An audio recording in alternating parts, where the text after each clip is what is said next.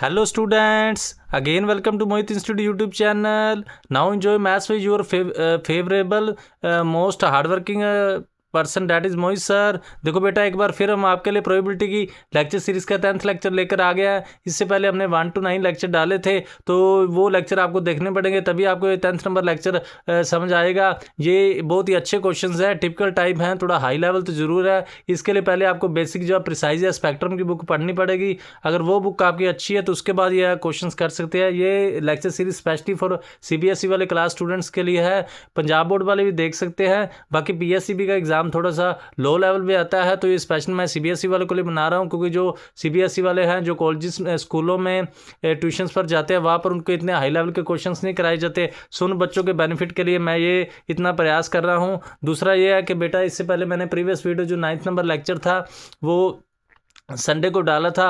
देखो क्या बात होता है बेटा, मेरे को पढ़ाते को 10 साल हो गया है, 12 साल हो गया है, तो कभी कभी ना तबीयत ठीक नहीं रहती। मुझे आप सबकी ब्लेसिंग्स की बहुत ही आवश्यकता है। आप भगवान से प्रार्थना कीजिए कि मोहित सर की सेहत अच्छी रहे, तो मैं आपके लिए बहुत ही फैंटास्टिक कंटेंट। अभी 8 मार्च को एग्ज़ाम है। मैंने प्रीवियस वीडियो में 15 मार्च को कहा था, वो मुझसे PSCB का एक भ्रम हो गया था। CBSE का 8 मार्च को ही है, तो उसके लिए मैं आपके लिए फैंटास्टिक कंटेंट लाता रहूँगा। बस आप मेरी सेहत की प्रार्थना ज़रूर करते रहे करें, और आपके लिए मैं अच्छा कंटेंट लाऊं। होप सो, मैं उम्मीद करता हूँ सभी बच्चों के पेपर अच्छे हों। आप सभी मेरे बच्चों के समान हैं, तो आप सभी के एग्ज़ाम अच्छे हों। अगर आपके एग्ज़ाम अच्छे होंगे, आपके जीवन में खुशी आएगी, तो मेरे जीवन में वो भी खुशी है। तो इससे पहले मैंने लेक्चर सीरीज़ की थी, तो आज के लिए मैं देखो एक और नई बुक में से एक्स्ट्रा अच्छा क्वेश्चन लेकर आया हूँ। ये मुझे अच्छा क्वेश्चन मिला है। तो ये बुक कौन सी है? ये ओसवाल की बुक है। ये पिछले सेशन की मेरे पास बुक है। ये अच्छी क्वेश्चन है प्रोबेबिलिटी का। इसमें से 2 हम करेंगे, उसके बाद एग्जाम आइडिया करेंगे। तो इस क्वेश्चन पर आते हैं। देखो ये फर्स्ट नंबर क्वेश्चन क्या है, ध्यान से देखो। ये क्या कह रहे हैं? कहते 3 friends go for a coffee. इसको जूम कर लेना, मैं ज़्यादा नहीं कर रहा हूँ एक बार, क्योंकि पूरा पेज फिर क्लियर नहीं आता। कहते 3 friends go for a coffee.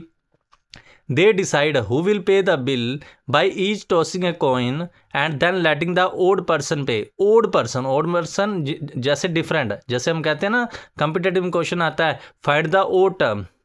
There is no odd person if all 3 tosses produce same result. If there is no odd person in the first round, they make a second round of tosses and they continue to do so until there is an odd person. Okay, what is the probability that exactly 3 rounds of tosses are made? पता बेटा वो क्या कह रहे हैं? वो कह रहे हैं कि आपके 3 दोस्त हैं, 3 बॉयज़ चले गए, 3 गर्ल्स चले। वो आपस में मजाक में कह रहे हैं, मजाक में नहीं सीरियसली कह रहे हैं। मुझे कह रहे हैं कि वो व्यक्ति या वो पर्सन बिल को पे करेगा। क्या कहते हैं कि कॉइन को टॉस किया, ठीक है। अगर तीनों का सेम रिजल्ट आता है, ओड पर्सन समझते हैं, जो दोनों का रिजल्ट सेम आता है और तीसरे का डिफरेंट आता है, वो पे करेगा। वो कहते हैं कोई भी ओड पर्सन नहीं है जब अगर तीनों का रिजल्ट सेम आता है। इफ़ देर इज़ नो, कहते हैं अगर फर्स्ट राउंड में ओड पर्सन नहीं मिलता तो सेकंड राउंड करते हैं। अगर सेकंड राउंड में ओड पर्सन नहीं मिलता तो ऐसे करते जाते हैं। कितने राउंड करेंगे? वो कहते हैं कि वो कम से कम वो एग्जैक्टली 3 राउंड्स करेंगे। तो बताओ 3 राउंड करने की प्रोबेबिलिटी क्या है? पता है वो क्या कह रहे हैं? फिर से मैं आपको क्वेश्चन रिपीट कर देता हूँ। अच्छा क्वेश्चन था, CBSE सैम्पल पेपर में आया हुआ है। मुझे लगता है शायद इस बार भी किसी आपके सेट में आ सकता है, तो इसलिए मैं ये आपको करा रहा हूँ, ठीक है। जो वो बेटा ये कह रहे हैं 3 पर्सनस है, ठीक है, ओके। वो कॉफ़ी के लिए गए हैं, ठीक है। उसके बाद वो कहते हैं कि गेम खेलते हैं, हम कॉइन को टॉस कर दिया। कॉइन को टॉस किया, तो कॉइन के टॉस में क्या है, या तो हेड आएगा या तो टेल आएगा। वो कहते हैं अगर तीनों को सेम हेड आता है, ठीक है, तो हम सेकंड राउंड के लिए चलेंगे, कोई भी ओड पर्सन नहीं है। अगर 2 को हेड आता है, 1 को टेल आता है, जिसको टेल आता है ना उसको बिल भरना पड़ेगा, ठीक है। तो वो ये कह रहे हैं कि अगर फर्स्ट राउंड में तीनों को क्या आता है, हेड आता है, तो सेम आ गया। अगर सेकंड राउंड में तीनों को टेल आता है तो भी ओड पर्सन नहीं हुआ, और थर्ड राउंड में किसी को 2 को हेड या 1 को टेल आता है, तो जिसको ओड पर्सन में डिफरेंट टर्म आएगी, डिफरेंट जो उसकी कंडीशन बनेगी, उस हिसाब से उसके बिल पे करना है। तो क्वेश्चन कैसे, देखो हम इसको ध्यान से देखें, सोल्व कैसे करेंगे। देखो पहले क्या करेंगे, probability not obtaining an odd person in a single round. हम क्या कर रहे हैं, अगर ओड पर्सन नहीं आ रहे, इसका meaning all of them throw tails और all three of them throw heads, या तो तीनों को हेड आ रहा है या तो तीनों को टेल आ रहा है। मैंने यहाँ डिटेल में केसेस बना दिए। प्रोबेबिलिटी हेड हेड हेड और probability tail tail tail, meaning 1/2 1/2 1/2 1/2 1/2 plus ये इसको कॉमन निकाल को तो 2 लिखा हुआ है, ठीक है। कैसे मर्जी कैलकुलेशन कर सकते हो, 1/8 1/8 2/8 1/4 ऐसे भी कर सकते हो।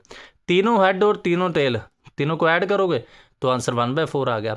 अब ऑब्टेनिंग एन ओड पर्सन, देखो टोटल क्या होगा, odd person plus not odd person is equal to 1 होगा। तो probability obtaining an odd person in a single round is equal to 1 minus probability not obtaining an odd person in a single round. इसका meaning 1 minus 1/4 करोगे तो answer क्या आ जाएगा, 3/4। Okay, तो required probability क्या है, required probability in first round there is no odd person, in second round there is no odd person, in third round there is an odd person. पता वो क्या कह रहे हैं, फिर से हम क्वेश्चन को पढ़ लेते हैं। If there is no odd person in the first round they make a second round of tosses, they continue to do so until there is an odd person, what is the probability that exactly 3 round of tosses are made. इसका बेटा meaning समझिए, last वाली line का meaning क्या है। इसका meaning है कि प्रोबेबिलिटी फाइंड, उन्होंने कहा ये प्रोसेस वो रिपीट करते हैं जब तक उन्हें ओड पर्सन नहीं मिलता। ओड मतलब डिफरेंट, अलग, वो ओड नंबर ना समझना काली जोटे वाला। वो कहते हैं प्रोबेबिलिटी फाइंड करो भी 3 ही राउंड हुए हैं। 3 राउंड का मीनिंग आप समझते हैं, 3 राउंड का मीनिंग है भी फर्स्ट राउंड में ओड पर्सन नहीं आया, सेकंड राउंड में ओड पर्सन नहीं आया, पर थर्ड राउंड में ओड पर्सन आ गया है। अगर फर्स्ट में नहीं आया, सेकंड में नहीं आया, तो थर्ड में आना ही पड़ेगा, तभी तो बिल पे होगा ना। अगर बिल ना पे करेंगे तो रेस्टोरेंट वाले कहेंगे बर्तन साफ कीजिए, वो तो आपको जाने नहीं देंगे, ठीक है। इसलिए ये कह रहे हैं तो फर्स्ट में ओड पर्सन आने की प्रोबेबिलिटी, ना आने की प्रोबेबिलिटी 1/4, सेकंड में ना आने की प्रोबेबिलिटी 1/4, थर्ड में आने की प्रोबेबिलिटी 3/4, तो टोटल प्रोबेबिलिटी क्या होगी 3/64। ये सीबीएसई मार्किंग स्कीम 2023 के अनुसार है। देखो बेटा अच्छा क्वेश्चन था, मैं इसलिए आपको समझाया को कई बार इस तरह का क्वेश्चन आ जाता है, वो टीचर्स ने कराया नहीं होता तो ऐसे होता है कि बच्चों का लॉस हो जाता है, ठीक है कुछ नहीं इसमें। हमने पहले क्या किया, पहले नॉट ऑब्टेनिंग ओड पर्सन निकाल दिया। ये आपको कंसेप्ट समझना है, या तो तीनों हेड आ सकते हैं या तो तीनों टेल, मैंने 1/2 1/2 1/2 इसको कॉमन निकाल लोगे 1 + 1, इन्होंने सीधा 2 × लिख दिया। देखो किसी बुक से भी विदाउट टीचर की हेल्प से हम नहीं पढ़ सकते, कभी कभी समझ ही नहीं आता, बुक वाले बहुत शॉर्टकट करते हैं। यहाँ सभी और तो बिजनेस चलता है, ये तो मोहित सर तो है नहीं अभी इतनी डिटेल में समझाएंगे, या कोई और एक बहुत ही कम रेशियो में अच्छे टीचर हैं, बाकी तो सब बिजनेस की तरफ लगे हुए हैं। तो देखो ये obtaining an odd person in single round का क्या होगा, 1 minus probability not obtaining an odd person in single round. आप इसको ऐसे समझ सकते हैं कि ए सेट है और एक ए का कंप्लीमेंट है, प्रोबेबिलिटी ए प्लस ए का कंप्लीमेंट इज इक्वल टू 1, तो ए किसके इक्वल होगा 1 माइनस प्रोबेबिलिटी ए का कंप्लीमेंट। यहाँ से आंसर निकाल दिया। उसके बाद रिक्वायर्ड प्रोबेबिलिटी आपको समझनी है, उसमें क्या है, probability in first round there is no odd person, in second round there is no odd person, in third round there is an odd person. कई बच्चे सोचते होंगे मैं इतना रिपीट क्यों करता हूँ, क्योंकि बेटा जो व्यूवर्स देख रहे हैं उनमें से कुछ ऐसे बच्चे भी हैं जिनको फर्स्ट टाइम में समझ नहीं आता, इसलिए मैं रिपीट करता हूँ, ठीक है।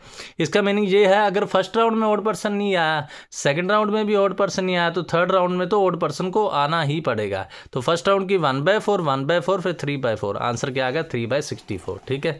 एक और पीछे क्वेश्चन था वो कर लेते हैं।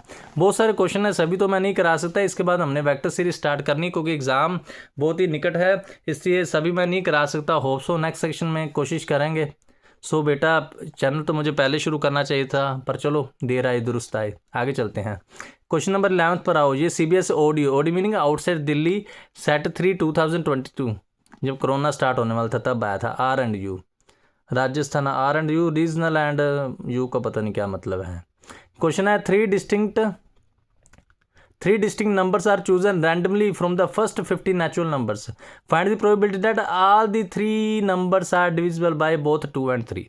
वो कह रहे हैं कि 1 to 50 नेचुरल नंबर में से हमने 3 नंबर सेलेक्ट करने हैं और वो दोनों 2 और 3 के साथ डिविजिबल हो। जब ऐसा क्वेश्चन आते हैं ना तो दोनों का एलसीएम निकाल लो। 2 और 3 का एलसीएम क्या है 6, so there are only 8 number से होंगे 40। आप सोच सकते हैं 8 1 ज़ार 8, 8 को 6 से करेंगे 48, 7 से करेंगे 57, मतलब जो 6 नंबर ही हैं 8 नंबर ही हैं। There are only 8 numbers in first 50 natural number. 6 को 8 से करेंगे, मतलब जो 8 नंबर्स या 50 के साथ डिविजिबल होते हैं। तो फेवरेबल नंबर ऑफ केसेस क्या आ गया, 50 में से 8 में से 3 सिलेक्ट करने हैं। इसको थोड़ा सा और जूम दिखा देता हूँ। बेटा नोट्स बना लिया करो, साथ में जो मैं बातें बताता हूँ वो लिख लिया करो। फेवरेबल नंबर ऑफ आउटकम्स क्या आ जाएंगे, 8 में से 3 सेलेक्ट करने हैं और total number of possible outcomes 50 में से 3 सेलेक्ट है, तो required probability favour by total number of favourable cases by total number of cases, और हम कह सकते हैं number of favourable outcomes by total number of outcomes, जैसे मर्जी आप कह सकते हो। ठीक है, एक और अच्छा क्वेश्चन था, इधर आते हैं, उसके बाद मैं दूसरी बुक में आ जाऊँगा। थोड़ा सा इसको नीचे कर दो, हाँ अभी आ गया, अभी थोड़ा सा दिख रहा है, थोड़ा सा और जूम कर लेते हैं। हाँ अभी देखो 5 मार्क्स में आया हुआ क्वेश्चन क्या है, if A and B are, ये भी अच्छा क्वेश्चन मेरे को लगा इसलिए करा रहा हूँ। दिल्ली 1 2 3, देखो सभी रीजन्स में आया, दिल्ली में बहुत सारे रीजन बनते हैं ना जहाँ पर एग्जाम होता है। ठीक है, क्वेश्चन क्या है, if A and B are two independent events such that probability A bar intersection B का आंसर ये है, A intersection B bar, bar meaning complement का आंसर ये है, then find probability A and probability B. पता question क्या है, ध्यान से देखो, प्रोबेबिलिटी ए बार और ए कंप्लीमेंट इंटरसेक्शन बी का आंसर 2/15 है।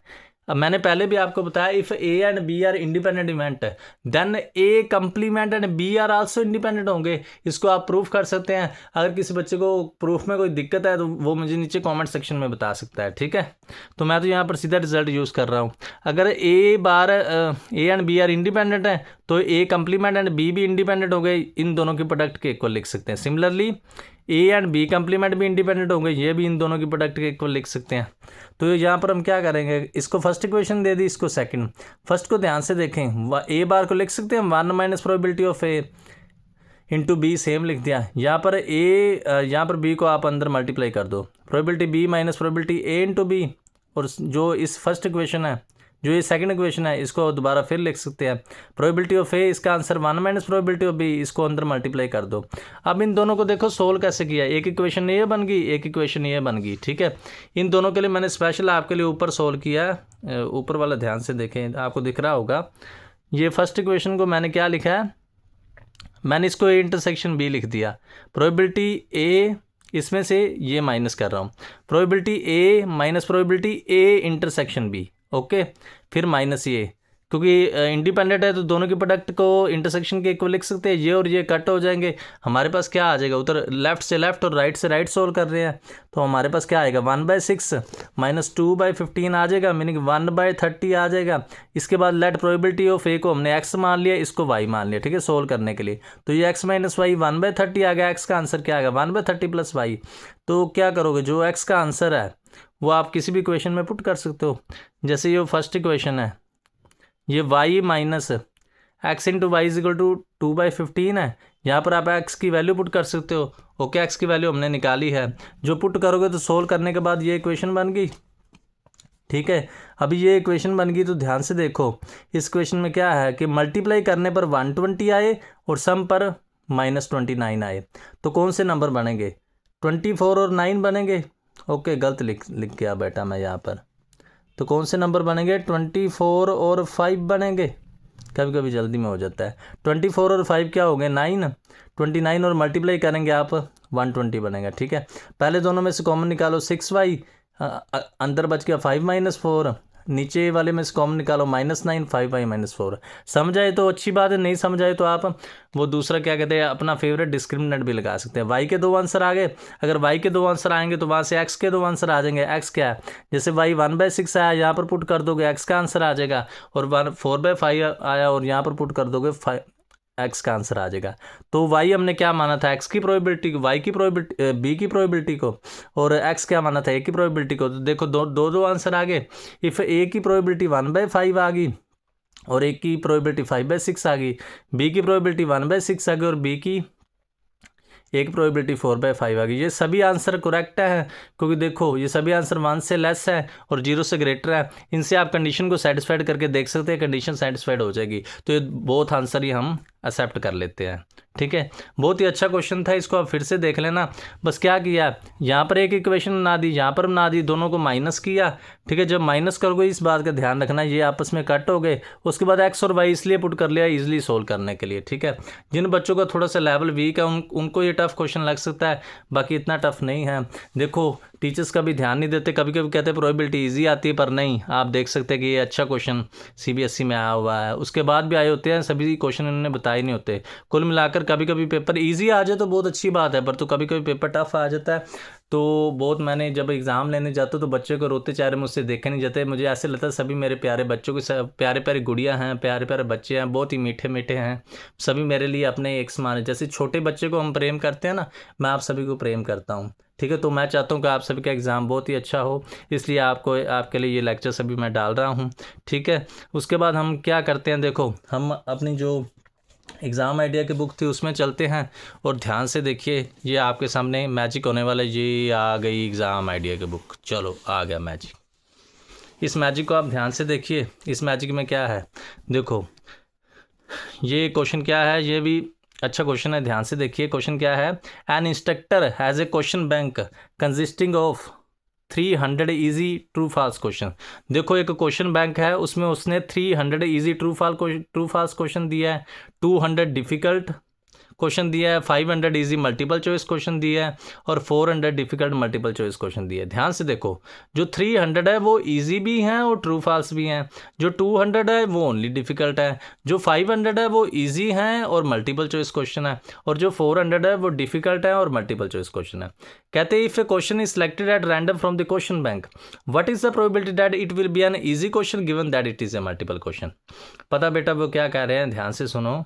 वो ये कह रहे हैं कि इस क्वेश्चन बैंक में से हमने एक क्वेश्चन सिलेक्ट किया, तो प्रोबेबिलिटी फाइंड करो वो इजी क्वेश्चन होना चाहिए। ये गिवन है कि वो मल्टीपल चॉइस क्वेश्चन है, तो हम दो इवेंट मान लेंगे। पहले टोटल क्वेश्चन को काउंट करो, here total number of questions 300 plus 200 plus 500 plus 400 meaning 1400। Let A B the event that selected question is an easy question, let B be the event that selected question is a multiple choice question. ये देखो बेटा अच्छा question है, इनने लिखा नहीं, ये एक बार एग्जाम, एक पता नहीं 2 बार आया हुआ है एग्जाम में, इसमें बच्चे कंफ्यूजन हो जाएंगे, मिस्टेक कर देंगे। ए इवेंट हमने माने ईजी, ईजी कौन से, देखो 300 भी इजी हैं और 500 भी मल्टीपल, देखो यहाँ पर भी इजी लिखा है, तो इजी में 300 प्लस 500 दोनों को ऐड करेंगे। ये फेवर के केसेस क्या हो गए, 3 प्लस 5 800 बाई 1400 मीनिंग 4/7।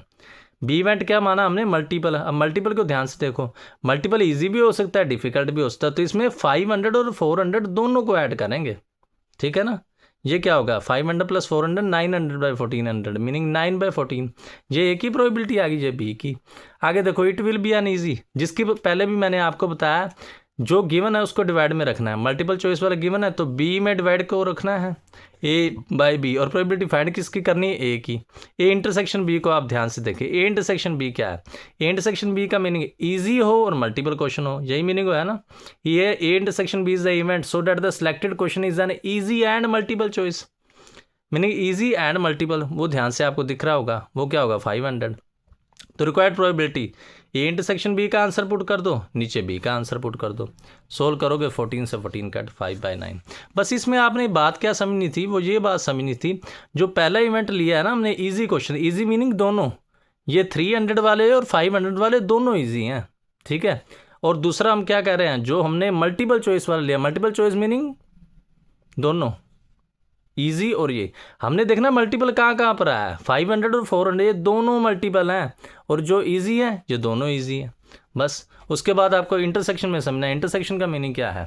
इंटरसेक्शन के मीनिंग पर अगर आप आएँ, उसका मीनिंग क्या है, इंटरसेक्शन का मीनिंग है अभी इजी हो और मल्टीपल हो, मीनिंग 500। तो रिक्वायर्ड प्रोबेबिलिटी जो नीचे गिवन है, given that it is a multiple choice question, multiple choice question meaning A B को हम डिवाइड में रखेंगे, ठीक है, और जिसका आंसर फाइंड करना है इजी क्वेश्चन, तो फॉर्मूला आपको बताया था, दोनों की intersection by divide of denominator.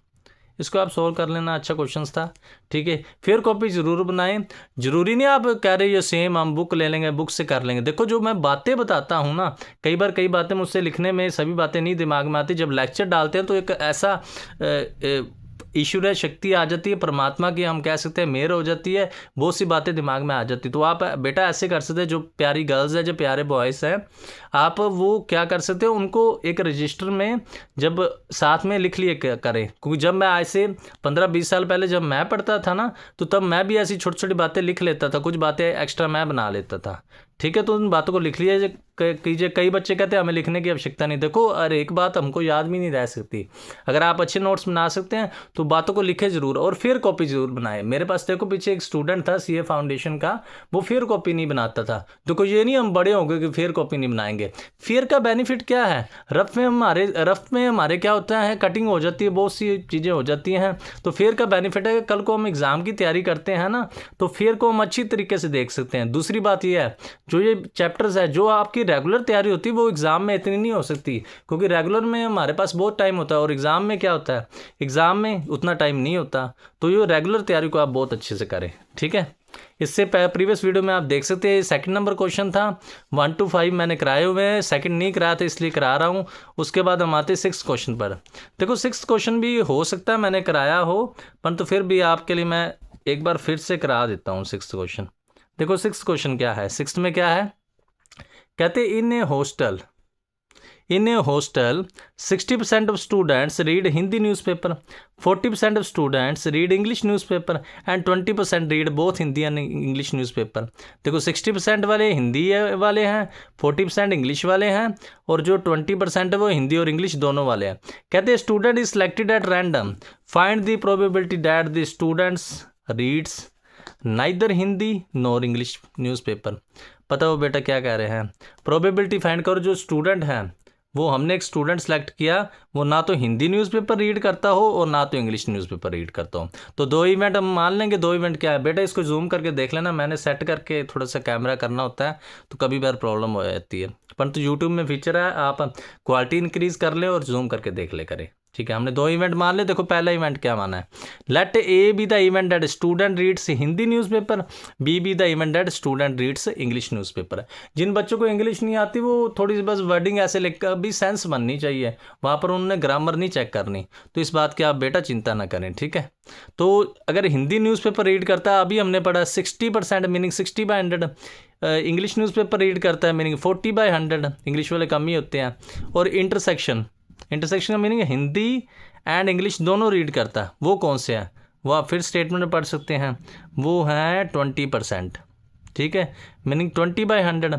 तो सबसे पहले उन्होंने क्या पूछा है, सबसे पहले पूछा कि she reads neither, student reads neither Hindi और नॉर इंग्लिश न्यूज़पेपर। पहले भी मैंने आपको बताया, मीनिंग हमने फाइंड करना है ए कंप्लीमेंट इंटरसेक्शन, ना तो हिंदी यूज़ करता हो ना तो इंग्लिश। इसका मीनिंग डी मॉर्गन्स लॉ है, सीधी सी बात आप समझ लें। ए यूनियन बी का होल कंप्लीमेंट, देखो यूनियन का कंप्लीमेंट इंटरसेक्शन होता है, इंटरसेक्शन का कंप्लीमेंट यूनियन होता है। तो मैंने पहले भी आपको बताया ए और ए का कंप्लीमेंट 1 होता है, किसी का कंप्लीमेंट हमने फाइंड करना है, उसका मीनिंग क्या है, 1 में से माइनस कर दो। तो वही तो हम यहाँ कर रहे हैं। देखो probability that she reads neither Hindi nor English newspaper, meaning 1 minus probability A union B ऊपर निकाल देंगे, A plus B minus A intersection B, उसकी वैल्यू पुट कर दी, यहाँ से आंसर आ गया, बस सिंपल सा क्वेश्चन था। फिर पढ़ो सेकंड क्वेश्चन, उसने क्या पूछा है, सेकंड पूछा है if she reads A Hindi newspaper, अच्छा शी लगा देते हैं, ये स्टूडेंट इज, चलो लड़की होगी, बताना चाहिए था उनको पहले। Find the probability that she reads English newspaper, देखो हिंदी को रीड करती है, मीनिंग ए डिवाइड में आएगा, ठीक है। तो प्रोबेबिलिटी फाइंड करो बी की, A intersection B by A, ये आप सोल्व कर सकते हो। उसके बाद if she reads English newspaper, B को रीड करती है तो बी डिवाइड में आएगा, आगे ये आप सोल्व कर सकते हैं। तो कोई इजी सा क्वेश्चन था, चलो हो सकता है मैंने प्रीवियस वीडियो में बताया हो, परंतु फिर भी आपकी नॉलेज के लिए मैंने फिर से बता दिया, ठीक है। उसके बाद अच्छे क्वेश्चन, हम 7th नंबर क्वेश्चन पर चलते हैं। इसको ध्यान से देखो, इसमें क्या है, बहुत एनर्जी लगती है बेटा पढ़ाने में, पढ़ाना बहुत, जो बच्चे पढ़ते हैं ना, कभी कभी स्टूडेंट कहते हैं, एक मेरे पास जो स्टूडेंट था वो कहता था मैं अभी 2 घंटे या 1.5 घंटे से पढ़ा रहा हूँ। बेटा एनर्जी हमारी लगती है, हमें पता है वो क्या थकावट होती है, जब आप पढ़ाएंगे ना फिर आपको पता लगेगा क्या थकावट होती है। आपके लिए तो ये आसान सी बात हो जाती है, बहुत से बच्चे शरारतें करते हैं, जब आप काम करोगे ना और सामने वाला उसका रिस्पॉन्स नहीं देगा तो कैसा मन को फील होता है, तभी आपको पता चलेगा। देखो कैसी कैसी बातों को हम ले आते हैं। चलो अभी क्वेश्चंस पर आते हैं। क्वेश्चन क्या है, कहते a urn contains, urn meaning थैला, ठीक है, पहले ही बताया था। An urn contains 5 red and 5 black balls, a ball is drawn at random, its colour is noted and is return to the urn, moreover 2 additional balls of the same color are drawn are put in the urn and then a ball is drawn at random, what is the probability that second ball is red। पता हो बेटा क्या कह रहे हैं, कहते एक earn में एक थैले में हमने 5 रेड बॉल रखी और 5 ब्लैक बॉल रखी। ओके, कहते हमने एक बाल उसमें से निकाली, उसका कलर नोट किया, उसको दोबारा फिर बैग में रख दिया। अगर पहले बैग में 10 थी, हो सकता हमने रेड बॉल निकाली हो फिर वापस रख दी तो 10 ही रहनी है। अगर ब्लैक बॉल निकाली फिर वापस रख दी तो 10 ही रहनी है। ठीक है, उसके बाद अभी ट्विस्ट आ गया, अभी क्लाइमैक्स आ गया बेटा। जब हमारा क्लाइमैक्स आता है फिल्म में तो क्लाइमैक्स क्या है, वो कहते हैं moreover 2 additional balls of the same colour drawn are put in the urn at then a ball is drawn. तो कोई इस क्वेश्चन में बेटे कंफ्यूज हो जाते हैं बच्चे। इसमें वो क्या कर रहे हैं, अगर हमने रेड बॉल निकाली है ना तो 2 रेड और डाल दी उसी बैग में, उसी थैले में। अगर ब्लैक बॉल निकाली तो 2 ब्लैक और डाल दी। कहते प्रोबेबिलिटी फाइंड करो जो हमने सेकंड बॉल वहाँ से निकाली है ना, या वो क्या होनी चाहिए, रेड। टेंशन ना लो, मैं फिर से बता देता हूँ क्वेश्चन क्या है।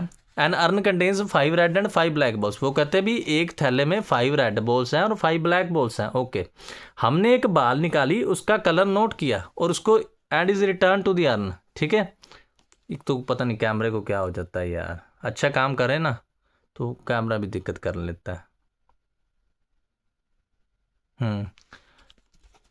ध्यान से देखो, हमने क्या किया, एक अर्न में 5 रेड है और 5 ब्लैक बॉल्स है। ठीक है, एक बाल हमने निकाली, उसका कलर नोट किया, उसको फिर से रख दिया अंदर। मोर ओवर उसी 2 एडिशनल बाल ऑफ उसी कलर की हमने उसमें फिर से डाल दी और फिर से अगेन बाल निकाली है। तो प्रोबेबिलिटी फाइंड करो जो सेकंड बार हमने बाल निकाली ना वो रेड हो। पता हम क्या कह रहे हैं, हो सकता है हमने वहाँ से रेड निकाली हो तो 2 रेड रखती हूँ, हो सकता है ब्लैक निकाली हो तो ब्लैक रखती हूँ। तो देखो हम 2 इवेंट मान लेंगे। Let E1 and E2 be the events. Red ball is drawn in the first draw and black ball is drawn in the first draw. Let A be the event that the ball drawn is second draw is red. Second draw is red. A हमेशा given event होता है। There are 5 red and 5 black balls. Okay. E1 क्या था, red ball निकाली, red ball meaning 5/10 probability. E2 की भी 5/10। देखो दोनों ही केस मानने 1/2 1/2। अब सेकंड केस में समझना, A/E1 का मीनिंग है, ये गिवन है कि हमने रेड बॉल फर्स्ट ड्रा में निकाली। प्रोबेबिलिटी फाइंड करो कि हमने रेड बॉल सेकंड ड्रा में निकालनी। देखो ये गिवन है कि हमने रेड बॉल निकाली तो रेड एक निकाली तो 2 और भी तो डाल दी, एक तो डाली है, 2 अगेन डाल दी तो रेड 7 ना होगी। तो उसके बाद रेड निकालनी, वो क्या होगी 7/12। मीनिंग अगर फेवर में इंक्रीज होगी तो टोटल में भी इंक्रीज होंगी। सही है। दूसरे केस में A/E2 ये गिवन है कि हमने ब्लैक बॉल ड्रॉन की है तो इसका मीनिंग क्या है, 2 ब्लैक बॉल और अंदर डाल दी पर निकालनी हमने रेड ही है। इसका मीनिंग क्या है 5/12। समझ गए। When 2 additional balls of red colour are put in the urn then there are 7 red होगी और 5 ब्लैक होगी। तो हमने निकालनी रेड है 7/5। और when 2 additional balls of black colour are put in the urn तो 5 रेड होगी और 7 ब्लैक होगी। समझ रहे ना बेटा आप हमारी बात को। प्यारे प्यारे बच्चियाँ भी समझ रही ना, बच्चे भी समझ रहे हैं ना। नहीं समझ आ रहे तो ज़रूर कमेंट सेक्शन में बताओ। पता नहीं बेटा आप इतनी मैं आपके लिए मेहनत कर रहा हूँ, क्यों आप मुझसे प्रॉब्लम नहीं पूछते। पूछो, मैं बाकी टीचर्स के जैसा नहीं, आपका भला ही चाहता हूँ। मेरे लिए आप सभी फैमिली के समान है। हमारी फैमिली बढ़कर अभी 278 सब्सक्राइबर हो गई है। धीरे धीरे कोई बात नहीं, आप सपोर्ट कर रहे हैं, अच्छी बात है, मेरे को बहुत अच्छा लग रहा है। ठीक है, तो हमारी ये सभी फैमिली है। मैं नहीं चाहता किसी का एग्ज़ाम बुरा हो, मैं सभी के बारे में अच्छा ही सोचता हूँ। देखो बच्चे मेरे से बुरा कर जाते, मेरे को 12 साल पढ़ाते हो, बच्चे मेरे साथ धोखा कर गए हैं, कईयों ने फीस नहीं दी, बहुत कुछ नहीं हुआ, परंतु मैं फिर भी सभी के बारे में सोचता हूँ। ठीक है, चलो इसके बारे में आते हैं। वो कहते हैं कि 2 एडिशनल बाल्स हैं जो सेम कलर की यहाँ पर पुट की हमने, कौन सी, ब्लैक। तो ब्लैक क्या है 7 होगी, रेड क्या है 5। ठीक है, तो रिक्वायर्ड प्रोबेबिलिटी 5/12। तो पूछा क्या उन्होंने, what is the probability second ball is red. एक को तो डिवाइड में हमने रखना ही है। देखो what is the probability second ball is red, यहाँ पर 22 सेरेमनी लगनी। 2 केसेस बन गए, कौन से, पहला रेड बॉल सेलेक्ट की, उसके बाद हमने 2 रेड बॉल उसमें डाली और वहाँ से रेड बॉल सेलेक्ट की। दूसरा केस क्या हो सकता है, ब्लैक बॉल सेलेक्ट की, ब्लैक बॉल फिर अर्न में डाली और वहाँ से फिर रेड बॉल सेलेक्ट की। यही होगा ना, फिर से सुन लो, रेड बॉल निकाली, वो फिर से अंदर रखती और 2 रेड बॉल अगेन उसमें अर्न में डाली और वहाँ से फिर रेड बॉल निकाली। एक केस होगा। दूसरा केस, ब्लैक बॉल निकाली, उसको तो अर्न में फिर से रख दिया और फिर 2 ब्लैक बॉल फिर अर्न में डाली और वहाँ से रेड बॉल निकाली। तो ये टोटल लॉ ऑफ प्रोबेबिलिटी होगा bye theorem of total probability. ये क्या होगा, probability of E1 into A/E1। Okay, और E1 E2 इंटू A/E2। समझ गए ना इस बात को? फिर से सुन लो। 2 केस क्या होंगे आप अपने आप सोचो। पहले रेड बॉल निकाली हमने, वहाँ से जो रेड बॉल थी उसको सेम कलर की रेड बॉल फिर वहाँ पर रख दी, ठीक है। तो अगेन वहाँ से रेड बॉल निकाली, 2 रेड बॉल अगेन रख दी ना। चलो फिर से अगेन पहले हमने रेड बॉल निकाली, ध्यान से सुनो, पहले हमने रेड बॉल निकाली, ओके। तो रेड बॉल तो हमने सेम वहाँ पर रख दी, तो 2 रेड बॉल अगेन फिर डाल दी, अगेन फिर रेड बॉल निकाली, ठीक है। सेकंड में क्या था, ब्लैक बॉल निकाली, ओके। वहाँ से फिर हमने क्या किया, अगेन 2 ब्लैक बॉल अंदर रख दी, निकालनी बाद में रेड बॉल ही है, तो ये 2 केस बनेंगे। ध्यान से देखो, 2 ही बनेंगे, ठीक है। तो टोटल प्रोबेबिलिटी क्या होगी, E1 को सिलेक्ट किया A/E1, E2 को सिलेक्ट किया A/E2। तो थोड़ा सा सोचने वाला क्वेश्चन था, इसको आप सोच लेना। कहीं प्रॉब्लम है तो मुझे नीचे कमेंट सेक्शन में बता देना, या डिस्क्रिप्शन में मेरा व्हाट्सएप नंबर दिया वहाँ पर बता देना, ठीक है। आगे चलते हैं। देखो ये अच्छा क्वेश्चन है, इसको ध्यान से देखना। क्वालिटी में थोड़ी सी मेरे को प्रॉब्लम लग रही है यार, ऐसे कर लूँ? नहीं, ऐसे करते हैं, चलो ऐसे करते हैं। देखो क्वेश्चन क्या है, कहते हैं of the students in A college it is known that 60% reside in a hostel, okay, 40% are day scholars not residing in a hostel, okay. Previous year result reports that 30% of all students who reside in a hostel attain A grade and 20% of day scholars attain A grade in their annual examination. At the end of the year, one student is selected at random from the college and he has an A grade. What is the probability that the student is a hosteler? पता वो क्या कह रहे हैं, मुझे कह रहे एक कॉलेज है, ठीक है, उसके जो 60% बच्चे हैं ना वो हॉस्टल में रहते हैं, ठीक है, और जो 40% है 40% है वो डे स्कॉलर मीनिंग वो कहीं और रहते होंगे, या लोकल होंगे या पीजी में रहते होंगे, पर तो वो हॉस्टल में नहीं रहते। क्लियर कर दिया, नॉट रिजाइडिंग इन हॉस्टल। जो पिछले साल के रिजल्ट है ना वो ये बताते हैं, जो 30% स्टूडेंट है जो हॉस्टल में रहते हैं, ठीक है, उन्होंने ए ग्रेड लिया, ए ग्रेड मीनिंग उनके अच्छे मार्क्स आए, और जो डे स्कॉलर है उनके 20% के ए ग्रेड आए। मतलब इससे ये वो साबित कर रहे हैं जो हॉस्टल वाले हैं उनके ज़्यादा मार्क्स आए हैं। वो कहते हैं कि हमने एनुअल एग्जामिनेशन में at the end of the year हमने एक स्टूडेंट को सिलेक्ट किया एट ए रैंडम मीनिंग अचानक, ठीक है, और उसका ए ग्रेड आया। प्रोबेबिलिटी फाइंड करो कि वो हॉस्टलर वाला है। मैं कुल मिला के अपने कॉलेज की वो मान मर्यादा, कॉलेज की वो आप बढ़ियाई का आप कह सकते हैं, जो पंजाबी में कहते हैं बढ़ियाई कर रहे हैं, या कॉलेज की प्रशंसा कर रहे हैं। वो ये कह रहे हैं कि हमने एक स्टूडेंट को सिलेक्ट किया, उसका ए ग्रेड आया, तो प्रोबेबिलिटी फाइंड करो वो हॉस्टल का होगा। तो 2 इवेंट क्या होंगे, लेट बी इवेंट हमने मान लिए। E1 क्या होगा, selection of a hosteller, okay जी। E2 इवेंट क्या होगा, थोड़ा सा इसको जूम कर लेते हैं, ध्यान से देखो। E2 इवेंट क्या होगा, selection of day scholar, okay. A event given selection of student attain getting A grade, okay, ठीक है। तो देखो जो हॉस्टलर वाले हैं वो क्या हो गए 60%, जो दूसरे हैं वो क्या हो गए 40%, ठीक है। A/E1 पर आते हैं, यहाँ पर आते हैं A/E1, थोड़ा सा ऐसे जूम करके बताते हैं, क्वालिटी में थोड़ी सी प्रॉब्लम आ रही है। देखिए ये गिवन है कि हमने हॉस्टलर को सिलेक्ट किया है, प्रोबेबिलिटी फाइंड करो उसका ए ग्रेड आया। अभी हमने पढ़ा 30%, 30/100। ये गिवन है कि हमने डे स्कॉलर को सिलेक्ट किया, प्रोबेबिलिटी फाइंड करो उसका ए ग्रेड आया, मतलब 20/100 मीनिंग 1/5। तो रिक्वायर्ड प्रोबेबिलिटी क्या है, ये तो गिवन है, कहते प्रोबेबिलिटी फाइंड करो कि उसका ए ग्रेड आया था वो हॉस्टलर हो, मीनिंग E1/A। 22 से मैंने आपको पहले बताया फॉर्मूला क्या होता है, E1 × A/E1, नीचे सभी की एडिशन। ये इजी सा क्वेश्चन था, इसमें कुछ भी नहीं था, फिर से आप देख लेना, ठीक है। उसके बाद देखो ये बेटा अच्छा क्वेश्चन है, इसके आंसर में भी थोड़ी सी प्रॉब्लम है, प्रिसाइज बुक में स्पेक्ट्रम में भी है, तो ये आप इधर सही दिया हुआ है, इधर से आप देख लेना क्या है, ठीक है। फिर से हम आते हैं, पता नहीं मेरे को तो, चलो आपको शायद पढ़ लेगा, थोड़ा सा क्वालिटी में लग रहा है, पर चलो जूम करके आप पढ़ लेना, ठीक है। क्वेश्चन क्या, ध्यान से देखना। कहते हैं ए लेबोरेटरी ब्लड टेस्ट, ठीक है। अभी देखो, अभी आप जो बच्चे हैं, आप सभी प्यारे बच्चे शरारतें भी करते हैं, ये भी करते हैं, उसके बाद जब थोड़े से बड़े होंगे ना तभी पता लगा, ये टेस्ट वगैरह कराएंगे, फिर पता लगा जो ब्लड टेस्ट क्या होते हैं। बहुत ही आगे जीवन में, काफ़ी जीवन आसान नहीं है। Life is not a bed of रोसेस, it is a bed of thorns. ये रियलिटी की बात है, ये जब आप बड़े होंगे तब आपको पता चलेगा, ठीक है। अभी आप जाए जो मस्ती कर लो, ठीक है, आगे आते हैं। देखो क्वेश्चन क्या है, कहते हैं laboratory blood test is 90% effective in detecting a certain disease when it is in effect present. वो कहते हैं कि ब्लड टेस्ट है वो 90% सही रिजल्ट देता है किसी भी डिसीज़ का, किसी भी बीमारी का, जब वो बीमारी होती है। हाउएवर द टेस्ट आल्सो याइड्स से फॉल्स पॉजिटिव रिजल्ट फॉर 0.5%। कहते हैं वो जो टेस्ट है ना उसका आंसर फॉल्स आता है of the healthy person test. इसका मीनिंग क्या है, if a healthy person is tested with a probability, meaning इसका परसेंटेज आप बाय 100 करना। वो कहते हैं 0.05 प्रोबेबिलिटी है कि अगर हेल्दी पर्सन को टेस्ट किया और वो टेस्ट ने बताया कि डिसीज़ है पर पर्सन को डिसीज़ नहीं है, मतलब उसका रिजल्ट क्या है, false. Okay, if 0.1% of the population actually has disease, वो कह रहे हैं अगर 0.1% पॉपुलेशन के डिसीज़ है तो प्रोबेबिलिटी फाइंड करो कि पर्सन के डिसीज़ है और ये भी गिवन है कि उसका टेस्ट पॉजिटिव आया था। ठीक है, मतलब अच्छे की बात कर रहे हैं। पता वो क्या कह रहे हैं, फिर से आप सुन लो। वो ये कह रहे हैं a laboratory blood test is 99% effective in detecting a certain disease when it is in effect present.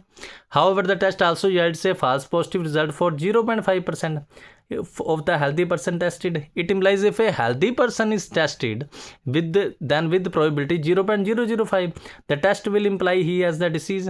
If a 0.1% of population actually has the disease, then what is the probability that a person has a disease given that his test is positive? देखो बहुत ही important CBSE के लिए ये question है, मैंने पहले भी बच्चों को कराया था और ये पेपर में आते ही आता है। ठीक है, इसका आंसर थोड़ा सा प्रॉब्लम है, वो आप चेक कर लेना। ठीक है, क्वेश्चन क्या है मैं फिर से आपको रिपीट कर देता हूँ। क्वेश्चन में ये है, वो कह रहे हैं कि ब्लड टेस्ट है वो 99% इफेक्टिव है किसी भी डिसीज़ को डिटेक्ट करने में। ठीक है, जब वो प्रेजेंट है, पर उसका नेगेटिव मतलब फॉल्स रिजल्ट कब आता है कि 0.5%, मतलब उसकी प्रोबेबिलिटी आप निकालो, मतलब बहुत कम प्रोबेबिलिटी, अप्रोक्सीमेट टू 0 है। वो टेस्ट वो किसी हेल्दी पर्सन को टेस्ट करेंगे, उसमें डिसीज़ नहीं है पर वो टेस्ट बताता है कि डिसीज़ है। ठीक है, कहते अगर 0.1% पॉपुलेशन को ये डिसीज़ है तो प्रोबेबिलिटी फाइंड करो कि हमने एक पर्सन को सिलेक्ट किया था और उसको डिसीज़ थी, ये उसका टेस्ट पॉजिटिव था, उसको डिसीज़ थी। ठीक है, तो क्या करेंगे, late E1 and E2 event मान लेंगे। E1 and E2 denote the events that a person has a disease, E2 meaning does not have a disease. Wording को आप जरूरी नहीं यही लिखनी, कुछ और भी लिख सकते हैं। लेट ए भी आपको बताया गिवन इवेंट होता है, let A B the event at the test result is positive. दो ही केस मानेंगे, E1 इवेंट मान लिया अभी पर्सन को डिसीज़ है, E2 इवेंट मान लिया नहीं डिसीज़ है, तो प्रोबेबिलिटी फाइंड करें E1 की, पर्सन को डिसीज़ है, अभी हमने पढ़ा 0.1% मीनिंग 0.1/100। ठीक है, यही थी मीनिंग 0.001।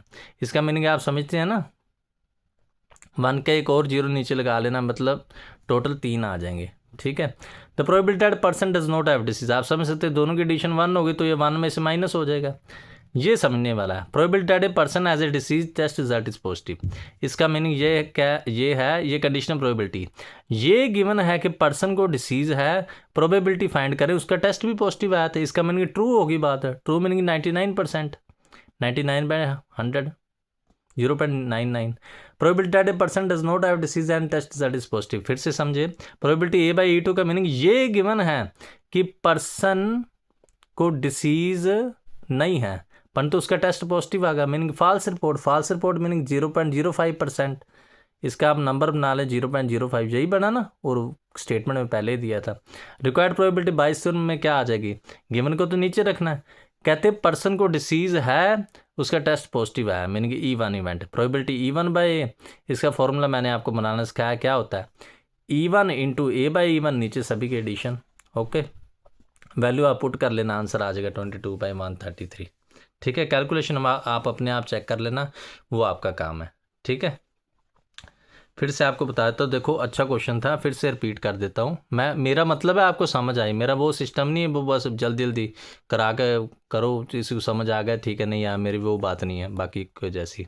फिर से मैं आपको बताता हूँ कि लेबोरेटरी ब्लड टेस्ट है वो 99% इफेक्टिव है किसी डिसीज़ को डिटेक्ट करने में। ठीक है, और 0.5% इफेक्टिव नहीं है, वैसे कोई सोच सकता है 99% और 1% भी हो सकता है, 99% है इफेक्टिव हो सकता है बाकी केस में उनका कोई रिजल्ट ना आता हो, उनने क्या भी फॉल्स रिपोर्ट देता है 0.5% की। मतलब अगर हेल्थी पर्सन को वो टेस्ट करते हैं तो टेस्ट पॉजिटिव आता है पर तो उससे कोई बीमारी नहीं है। वो कहते हैं अगर 0.1% पॉपुलेशन को ये डिसीज़ है तो प्रोबेबिलिटी फाइंड करो कि हमने एक पर्सन सेलेक्ट किया, उसका टेस्ट तो पॉजिटिव आया था परंतु उसे डिसीज़ भी थी, दोनों काम ही थे, टेस्ट भी पॉजिटिव था और डिसीज़ भी थी। तो 2 इवेंट हमने मान लिए थे कि पर्सन को डिसीज़ है, पर्सन को डिसीज़ नहीं है। ए इवेंट कौन सा था, उसका टेस्ट पॉजिटिव है, पर्सन को डिसीज़ है, इसका मीनिंग 0.1% है, नई डिसीज़ है 1 में से माइनस कर लो। ए बाई इवन ये गिवन है कि पर्सन को डिसीज़ है, प्रोबेबिलिटी फाइंड करो, उसका टेस्ट भी पॉजिटिव आया था, इसका मीनिंग 99%, उसको सोल्व कर लिया। ये गिवन है ए बाई E2, पर्सन को डिसीज़ नहीं है, उसका टेस्ट पॉजिटिव आया था, मीनिंग 0.5%। तो रिक्वायर्ड प्रोबेबिलिटी क्या है, पर्सन को डिसीज़ है परंतु उसका टेस्ट भी पॉजिटिव आया, मीनिंग क्या कह सकते हैं, ए वाला डिवाइड उसका टेस्ट भी पॉजिटिव आया था, E1 की प्रोबेबिलिटी। ठीक है, ये आप चेक कर सकते हैं, अच्छा क्वेश्चन था। उसके बाद एक और क्वेश्चन पर आते हैं, इसको ध्यान से देखना, ये बहुत ही अच्छा क्वेश्चन है। इसमें क्या है, ध्यान से देखें।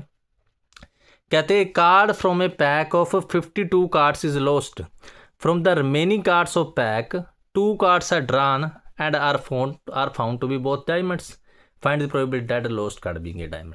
वो कह रहे हैं कि 52 कार्ड्स मीनिंग बोंचा कार्ड्स के पत्ते हैं। देखो सभी ने कार्ड खेली होगी, कुछ बच्चे हो सकते हैं मेरी लाइफ में भी ऐसे आए हैं जिन्होंने कार्ड नहीं खेले, तो कार्ड के बारे में आपको पता ही भी, स्पेड क्लब हार्ट डायमंड के 13 होते, टोटल 52 होते हैं।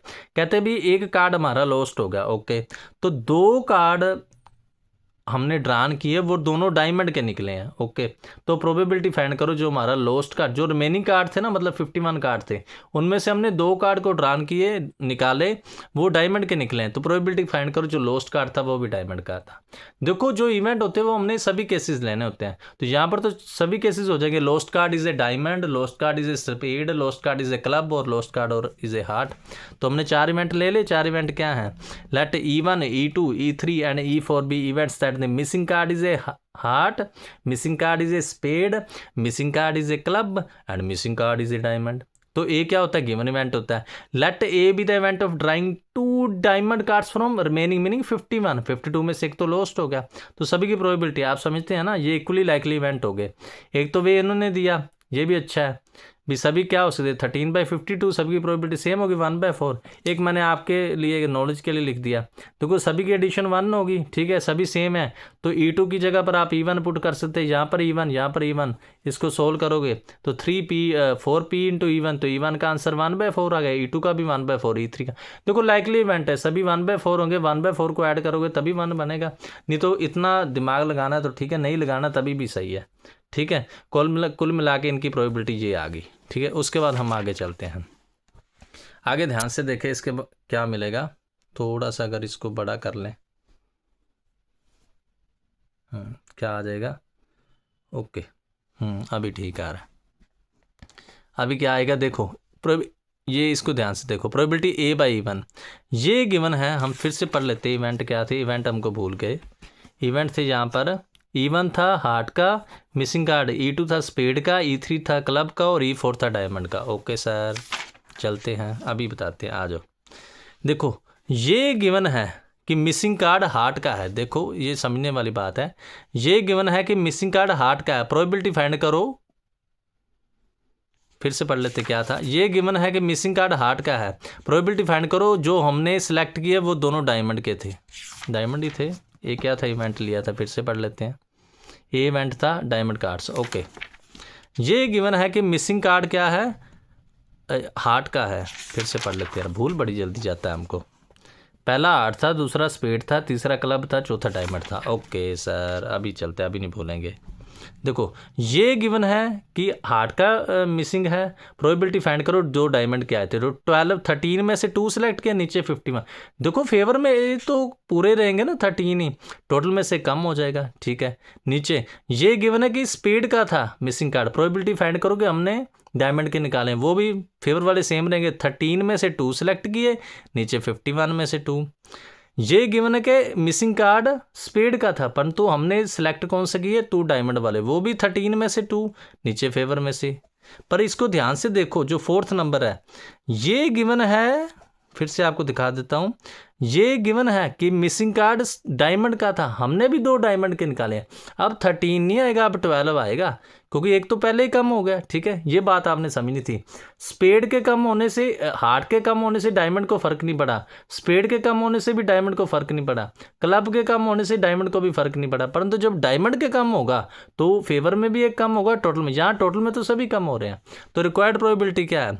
उनने कहा अभी ये गिवन है कि 2 डायमंड कार्ड हमने निकाले, प्रोबेबिलिटी फाइंड करो। जो मिसिंग कार्ड था वो स्पेड का था, मीनिंग E4। तो फॉर्मूला मैंने आपको पहले बताया, फॉर्मूला क्या है? प्रोबेबिलिटी E4 इंटू A/E4, नीचे सभी के एडिशन सोल्व कर लेना। कॉम्बिनेशन मैंने आपको बताया हुआ है। शॉर्टकट भी देखो मैंने, एक तो ये फॉर्मूला है NCR का, n factorial by R factorial, n minus R का फैक्टोरियल, एक तो ये फॉर्मूला होगा। एक मैंने पीछे प्रीवियस वीडियो बेटा आपको देखनी पड़ेगी, वहाँ पर शॉर्टकट भी बताए थे, जो हो सकता है आपके टीचर्स ने ना बताए हों। शॉर्टकट से भी आप सोल्व कर सकते हैं। ये 1/4 ऊपर से नीचे आप कॉमन निकाल देंगे। नीचे देखो, नीचे क्या है? 13C2 13C2 30, मतलब 3 इंटू 13C2, नीचे 12 इंटू C2 12 इंटू C2। यहाँ से आप सोल्व कर लेंगे, आंसर आपका 11/50 आ जाएगा। ठीक है, बहुत ही अच्छा क्वेश्चन था। फिर भी आप देख लेना, कुछ भी नहीं था। सभी की प्रोबेबिलिटी हमने 4 इवेंट मान लिए थे भी। मिसिंग कार्ड स्पेड भी हो सकता है, क्लब भी हो सकता है, हार्ट भी हो सकता है, डायमंड भी हो सकता है, सभी प्रोबेबिलिटी सेम थी। उसके बाद जो सेकंड केस था, ये आपको समझना था। अगर हार्ट का है तो टोटल को फेवर को फ़र्क नहीं पड़ेगा, अगर स्पेड का है फिर भी फ़र्क नहीं पड़ेगा, क्लब का है फिर भी फ़र्क नहीं पड़ेगा, परंतु डायमंड में फ़र्क पड़ेगा। ये बेटा मैं उल्टे थोड़े से बोल सकता हूँ, वो आप फिर से चेक कर लेना। सीक्वेंस का मायने रखता भी, आपको क्वेश्चन समझ आना चाहिए। ठीक है, तो ये आप देख लेना, ये अच्छा क्वेश्चन था। कभी कभी ऐसे क्वेश्चन भी एग्ज़ाम में आ जाते हैं। ठीक है, उसके बाद हम आगे चलते हैं। बहुत ही अच्छी बुक है, इसको फॉलो करना चाहिए। देखो टीचर्स ही, मैं समझता हूँ भी बहुत से बच्चों का एक पंजाबी में वर्ड होता है भी बेड़ा गर्क करते कैसे। मैंने बहुत से टीचर्स को देखा, बहुत से स्कूलों में सुना, बड़े बड़े स्कूल जो लाखों करोड़ों की कमाई कर रहे हैं और साथ में फ्यूचर भी बर्बाद कर रहे हैं, वो क्या करते हैं कि NCERT लगवाते हैं 9th को और 10th को। देखो अच्छी बुक लगवाओ, अगर टफ बुक लगवाओगे तो तभी बच्चा कल को JEE का एग्ज़ाम भरना है, NDA का पुट करना है, NDA JEE CA फाउंडेशन, तो थोड़ी सी बुक टफ होनी चाहिए। जब हम इजी बुक करते हैं और उसके बाद सीधा +1 में आ जाते, +2 में आते, टफ बुक हो जाती है, हमारा दिल घबराने लगता है। वही बात हो जाती है ना, अगर हम रनिंग करते हैं, पहले दिन हम लगाएं सिर्फ 20 मीटर या 30 मीटर, अगले दिन सीधे ही आपको कह दे 100 मीटर 200 300 लगानी है, तो दिक्कत आ जाएगी। धीरे धीरे प्रैक्टिस होती है किसी भी, अगर हम मोटरसाइकिल सीखते कुछ भी करते हैं। ठीक है, तो यही बात है। देखो पहले से टफ बुक की हो ना तो दिक्कत नहीं आएगी, प्रॉब्लम नहीं आएगी। और जो स्टूडेंट मेरे से पढ़ा होता है, मेरे को पता भी, मैं बहुत टाइम लगाता हूँ, उसका अच्छा बेस बना होता है। जैसे पिछली एक बार मेरे का 2-3 साल पहले मेरे पास स्टूडेंट थे, +1 में डेरिवेटिव का टॉपिक था। वो डेरिवेटिव का टॉपिक आपको पता है सिंपल सा छोटा सा ही होता है, परंतु मैंने डिटेल में कराया था लिमिट एंड डेरिवेटिव। मैंने लिमिट एंड डेरिवेटिव तब डिटेल में कराया था। ठीक है, तो बच्चों ने क्या किया, तभी +1 में ही +2 का कर दिया। उसका बेनिफिट क्या हुआ, आगे जाके +2 में उन्हें दिक्कत नहीं आई। ठीक है ना, तो यही बात है, सिर्फ पेपर के पॉइंट ऑफ व्यू से ना पढ़े। अगर ज़्यादा पढ़ेंगे ना, अगर एक बार मेहनत कर लेंगे बाद में कमी नहीं आएगी। अगर ये टाइम आपका लॉस होगा तो देखो कल को चाहे आपके पास कितने भी पैसे आ जाए, कोई भी पोस्ट आ जाए, ये टाइम आपके पास दोबारा नहीं आएगा। और दूसरी बात ये है, जो आज हमारे में एनर्जी है, जो आज हम इतना अच्छे से काम कर सकते हैं, इतना अच्छे से एलैबोरेट कर सकते हैं, थिंग्स को वर्क कर सकते हैं, वो सदा एक जैसा नहीं रहता। सो मेरी एडवाइस है भी, शरारतें करो, कम करो, वो अच्छी बात है, बचपन एंजॉय करो, परंतु स्टडी करो। देखो बेटा मैंने भी स्टडी किया है, आप मानेंगे नहीं, मैंने शादियों को अटेंड नहीं किया, मैंने बहुत मेहनत की है, मैंने घर को संभाला है। मैंने बचपन में मेरे माताजी की मृत्यु हो गई थी, परंतु उसके बाद मैंने अपने घर को भी संभाला है, घर का काम भी किया, बुजुर्गों की भी सेवा भी की है, इन सभी के साथ स्टडी भी किया है। बचपन में मैं पढ़ाने भी लग गया था, सभी घर का खर्च भी मैं चला रहा था। देखो मैं इतना स्ट्रगल किया, तो मैंने आपके साथ इतना अपना करियर, अपनी बातें शेयर कर रहा हूँ, कोई भी टीचर शेयर नहीं करता। तो मैं ये कह रहा हूँ कि अगर मैं इतना स्ट्रगल करके ऐसे पहुँच सकता हूँ तो ज़रूर आप भी कर सकते हैं। ऐसी कोई बात नहीं, अभी तो आपके पास बहुत एनर्जी, आप तो ब्लेस्ड हैं, आपके पास तो सभी तरह की फैसिलिटीज़ है। जब हम पढ़ते थे हमारे पास फैसिलिटी नहीं थे। आपको मैं बताना चाहूँगा, मैं मोमबत्ती पर पढ़ा हूँ, मैं देखो वो कैंडल्स पर पढ़ा हूँ। देखो ये इन्वर्टर तो बाद में जब मैंने पढ़ाना शुरू किया तब मैंने लगाए हैं। तो देखो अगर मैं इतनी स्ट्रगल में पढ़ा हूँ देखो एक हमारे पास कोई फैसिलिटी नहीं थी, कैंटल्स में मैं पढ़ता था, उसके बाद बच्चों को पढ़ाता था। जो लाइट होती है ना, लाइट वो स्ट्रीट लाइट में हम पढ़े हैं, उसके बाद जो हाथ में पकड़ने वाली लाइट होती है ऐसे ज़माने में हम रहे हैं। और आप तो बेटा अब आपके पास पूरी फैसिलिटीज़ है। हमारे टाइम में तो यूट्यूब भी नहीं थी। जब हमसे कोई क्वेश्चन अट जाता तो हम सारा दिन दिन रात सपने में भी वो क्वेश्चन को सोचते रहते थे, तभी जाके वो क्वेश्चन सॉल्व होते, या किसी बुक्स को पढ़ते थे, या पंजाब यूनिवर्सिटी चंडीगढ़ में गए थे वहाँ भी सभी काम करते थे। परंतु आपके पास तो बहुत ये सब फैसिलिटीज़ हैं, तो ये टाइम ना गवाएं। और किसी भी टाइप के अगर मोटिवेशन, देखो मैं मोटिवेशन बीच में दे देता हूँ। अगर किसी भी लाइफ रिलेटेड आपको कोई भी किसी चीज़ में कोई आप मुझसे सलाह लेना चाहते हैं तो डिस्क्रिप्शन में मेरे व्हाट्सअप नंबर दिया है। देखो बहुत ही बातें होगी, अभी 11th क्वेश्चन पर आते हैं। चलो 11th क्वेश्चन क्या है, 11th में ध्यान से देखें। कहते एक coin is based so that biased so that a head is, ये पीछे हमने कर लिया था, ये आप देख लेना, ठीक है। सेम क्वेश्चन था, पीछे हमने किया 13 में, 12th में, प्रीवियस वीडियो में किसी में किया वो चेक कर लेना। 12th में क्या है, कहते हैं random variable x has probability distribution P of x, ये पहले भी मैंने आपको बताया। कहते हैं अगर एक्स का आंसर 0 है तो प्रोबेबिलिटी के लेनी है, 1 का आंसर 2 के लेना है, 2 का आंसर 3 के लेना है, अदरवाइज 0। अदरवाइज मीनिंग कोई भी आंसर आ जाए 2 के बाद, मीनिंग कुछ भी आ जाए 3 4 8 कुछ भी आ जाए, उसका आंसर 0 है। कहते डिटरमिन दी वैल्यू ऑफ के, ये पहले भी मैंने आपको बताया। एज वी नो दैट कि सभी की एडिशन 1 होती है, वहाँ से आप के का आंसर निकाल सकते हैं, तो निकाल लेना बस। इसको थोड़ा सा हम जूम कर देते हैं ऐसे करके। चलो सभी की एडिशन हम 1 ले लेंगे। देखो सभी की एडिशन जब आप 1 लेंगे तो के का आंसर आ जाएगा। सेकंड क्या पूछा है, कहते probability x less than two का मीनिंग 0 और 1, देख सकते हैं 0 और 1, के प्लस 2 के मीनिंग 3 के का आंसर पुट कर देना। उसके बाद less than equal to 2 meaning 0 1 और 2 को साथ में लेना है, के 2 के और 3 के, ओके। तो आंसर क्या आ गया 6 के का आंसर पुट कर देना। ग्रेटर देन इक्वल टू 2, अब आप इस बात को समझना, ग्रेटर देन इक्वल टू 2 का मीनिंग क्या है, 2 और 2 से बड़े, 2 वाला तो 3 के है और बड़े क्या हैं 0, मैंने स्पेशल 0 ऐड करके लिखा है। तो 3 के प्लस 0 आंसर क्या होगा 1/2। सिंपल सा क्वेश्चन था, ऐसे क्वेश्चन भी आ जाते हैं। देखो इसके बाद ये जो क्वेश्चन 13 मैंने स्मॉलेस्ट वाला कराया था, वो आप मैंने साथ में लिखा भी है, CBSE साउथ 2016 का था, वो पीछे आप देख सकते हैं। अब ये CBSE AI ऑल इंडिया 2014 का है। इस क्वेश्चन को आप ध्यान से देखना। इस क्वेश्चन में क्या है, ये क्वेश्चन है, कहते हैं 2 numbers are selected at random without replacement from the 6 positive integers, let x denote the larger of 2 numbers obtained, find E of x और मीन ऑफ डिस्ट्रीब्यूशन। पता वो क्या कह रहा है, क्या हमने 2 नंबर सेलेक्ट किए फ्रॉम 6 पॉजिटिव इंटीजर में से, एक्स रैंडम वेरिएबल लिया है, दोनों में से लार्जर लेने हैं, तो एक्सपेक्टेशन और मीन है। ई एक्स और एक्सपेक्टेशन और मीन एक ही बात होती है।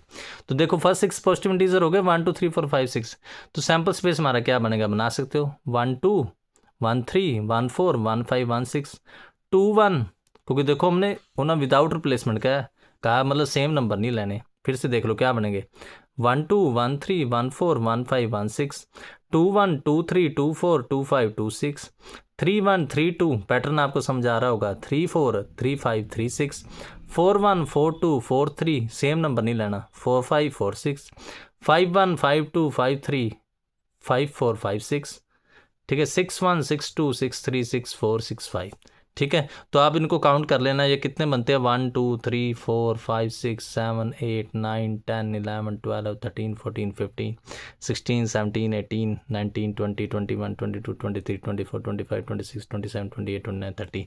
दूसरा वे मैंने यहाँ पर ही लिख दिया, देखो परमुटेशन भी कर सकते हैं अरेंज, मतलब फर्स्ट को सिलेक्ट करने के बेस 6, सेकंड को 5, क्योंकि रिपीट नहीं ना करना, 6 × 5 30 बेस। Here meaning n of S, number of element in sample space 30, x is the random variable. देखो एक्स क्या है, लार्जर ऑफ 2 नंबर्स, तो कम से कम एक्स कहाँ से स्टार्ट होगा 2 3 4 5 और 6। देखो 1 नहीं हमने लिया क्योंकि ये लार्जर का है, अगर हम 1 और 2 का केस लेते तो वहाँ पर 1 कैसे आ जाएगा, तो x is equal to 2, meaning हमने 2 लेना है तो 2 कौन से इवेंट में हो जाएगा 1 2 और 2 1 में से, अपने आप सेलेक्ट कर सकते हो। 3 लेना, 3 किन में से हो जाएगा 1 3 2 3 3 1 3 2 में से, 4 केसेस बन गए, फेवर बाय टोटल। 4 मीनिंग इस इवेंट में हो जाएगा 1 4 2 4 3 4 4 1 4 2 4 3, ये सभी सैम्पल स्पेस में से केस ले रहे हैं, मीनिंग लार्जर नंबर 1 4 में से 1 लिया 4 लिया, लार्जर है ना, तो x5 वाले ये केसेस हो जाएंगे आप देख सकते हैं, और x6 वाले ये केसेस हो जाएंगे, ठीक है। तो x2 मीनिंग प्रोबेबिलिटी 2 केसेस हैं, 2/30, इसकी 4/30, इसकी 6/30, अगेन 8/30 और 10/30।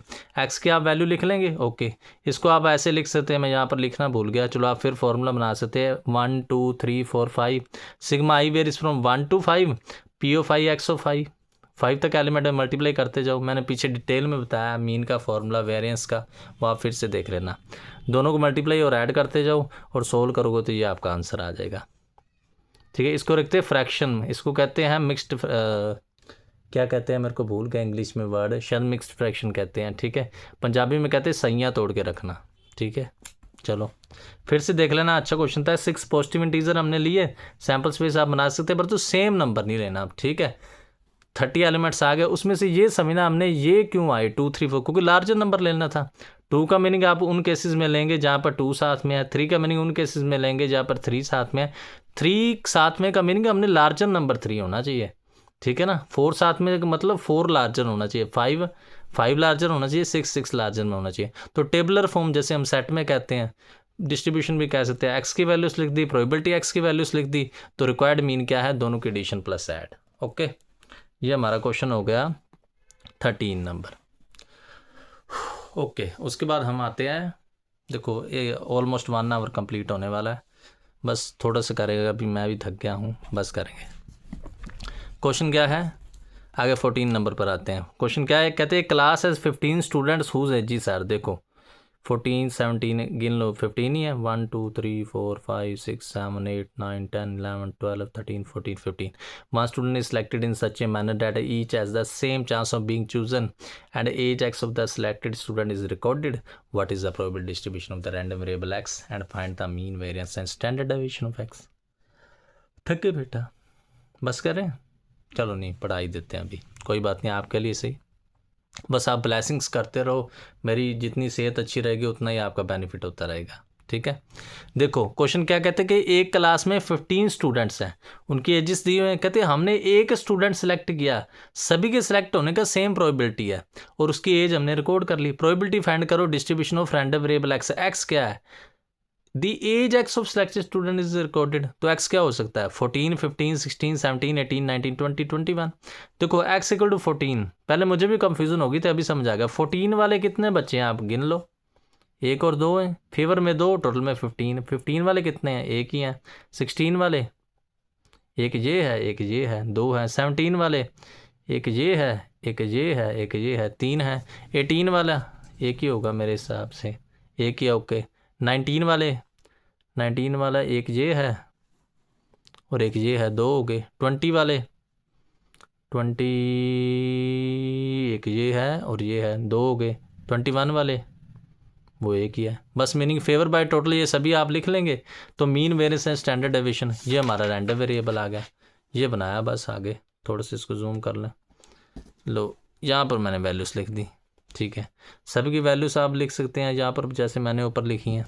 वैल्यूज़ में क्या आ गया, ध्यान से देखो, x1 x2 x3 x4 x5 x6 x7 x8 लिख ली, सभी x की वैल्यूज़ लिख ली, नीचे प्रोबेबिलिटीज़ की वैल्यूज़ लिख देंगे। मीन मीनिंग सभी की addition x into P of X, अभी मैंने यहाँ पर फॉर्मूला भी लिखा है, I varies from 1 to 8 X I into P I, और लिख सकते हैं probability capital X I, question के अनुसार लिख दिया, आप स्मॉल एक्स आई भी लिख सकते हैं। ठीक है, 8 वैल्यूज़ हो गए, सभी के एडिशन और ऐड करते रहो, ये मीन आ जाएगा।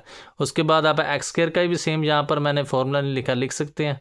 ठीक है, I varies from 1 to 8 X I square, तो मीन का क्या होता है, sigma X into P X, दोनों की मल्टीप्लाई। वेरिएंस में क्या होता है, E X square minus E of X का होल स्क्वायर है। एक्स स्क्वायर क्या था, एक्स स्क्वायर इंटू प्रोबेबिलिटी की मल्टीप्लाई, यहाँ से वेरिएंस निकाल लेंगे। और स्टैंडर्ड डेविएशन क्या होता है, अंडररूट वेरिएंस। ठीक है, बिल्कुल इजी सा क्वेश्चन था, कुछ खास नहीं था, फिर भी आप देख लेना। ठीक है, मीन निकाले, इस टाइप के क्वेश्चन मैंने प्रीवियस वीडियो में बहुत बताए हैं। ठीक है, अभी क्या चलते हैं, बस 2-3 क्वेश्चन रह गए, कंप्लीट करते हैं यार। 15th पर आ जाते हैं। ये क्वेश्चन क्या है, ध्यान से देखें। ये क्वेश्चन है, the probability of a shooter hitting a target is 3/4। How many minimum number of times must he or she fire so that the probability of hitting the target at least once in more than 0.99। पता वो क्या कह रहे हैं, ध्यान से सुनो। कहते हैं एक शूटर है, जैसे हम शूटर नहीं होते जो शूटिंग करते हैं, जो जैसे आप कह सकते हो गोली मारते हैं, वो दूसरी नहीं, वो जहाँ पर शूटिंग की अलग गेम भी होती है, कैसे भी खेलो, तीर कमानी या कुछ भी आप गिन सकते हो, जो भी आपका दिल करे, ठीक है। वो कहते हैं एक शूटर है, उसकी हिट करने की प्रोबेबिलिटी क्या है, 3/4। कहते हैं हाउ मैनी, क्वेश्चन ध्यान से समझना, minimum number of times must he or she, लड़का भी होता है लड़की भी, वो कितनी टाइम हिट करेगा कि उसकी हिटिंग की प्रोबेबिलिटी है ना, एट लीस्ट मतलब कम से कम 0.99 से ज़्यादा हो। एट लीस्ट का मीनिंग आपको पता ना, मैंने पहले भी बताया, अगर मैं आपको कहूँ कि एट लीस्ट 2 आवर्स पढ़ना है, तो 2 तो पढ़ना है, 2 से ज़्यादा आप बहुत पढ़ सकते हैं, मतलब 2, 3, 4, 5, 6, 24 घंटे पढ़ सकते हो। पढ़ तो कोई नहीं सकता, एक एग्जाम्पल बता रहा हूँ, ठीक है।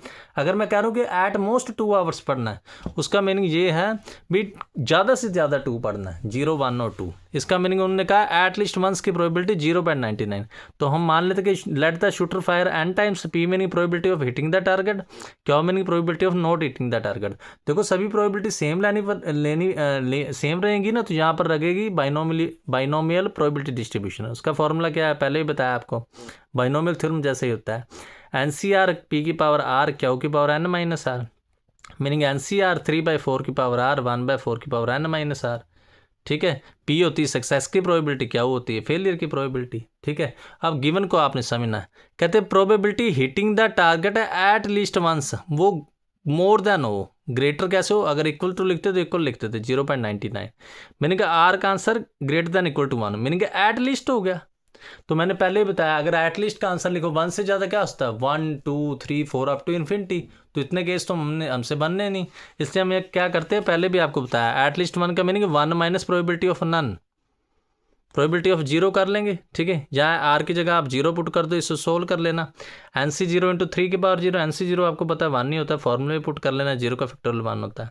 इस इनक्वालिटी को सोल्व करो, इसको इधर ले आओ, इसको उधर ले आओ। वैसे इनक्वालिटी में क्या करना होता है, ऐड करना होता है, मतलब सब्ट्रैक्ट 1 ऑन बोथ साइड, आप सीधा समझ लो। यहाँ से अब रेसिप्रोकल करेंगे तो नहीं, रेसिप्रोकल नहीं किया, एक बार 0.01 को क्या लिख लिया 1/100, अभी रेसिप्रोकल किया तो इनक्वालिटी चेंज होगी। अब यहाँ से आपको बात समझनी है, कहते 4 की पावर n का आंसर 100 से बड़ा है, तो कम से कम n कितनी, वैसे n कितनी हो सकती है, 4, 5, 6, 7 अप टू बहुत हो सकती है।